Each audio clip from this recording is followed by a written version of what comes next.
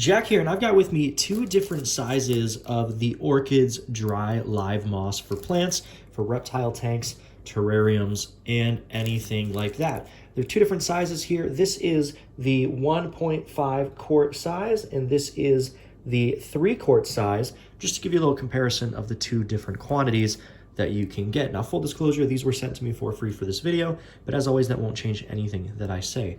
So we're gonna pull some of the moss out of the packaging here, just to show you the consistency and the quality of these moss materials.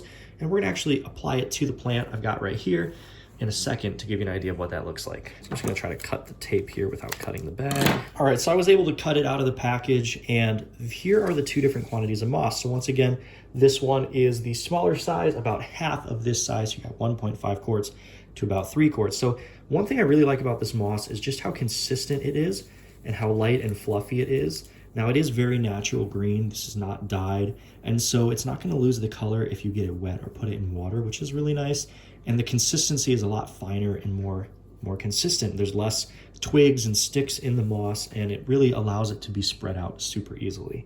As you can see, there are long and short strips mixed, but no leaves. And because it's natural, even when you get this wet, there won't be much of an odor. It does have a pretty nice natural earthy smell right now. Now, applying to the plant is super simple. We're just gonna take pieces of the moss, and you can kind of break it up as much as you want, or just leave it a little less broken up and put it around the plant and the flower. Now, if you wanna make it a little fluffier, you can, but pulling it apart is what's gonna do that. You can see it's a little bit fluffier there. You can kind of pull it apart more, and this will help retain a little bit of the water, which will help keep the plant healthier. Now, one thing I've noticed is that you do get a lot more out of these little packages than you think.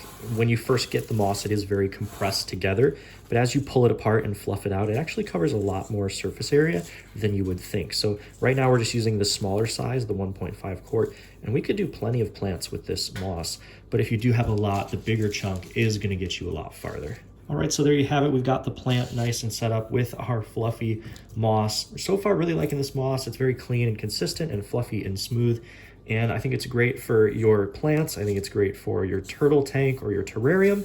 But yeah, I think it's a solid option. If you're looking at this moss, hope this helps your purchase decision. See you in the next one.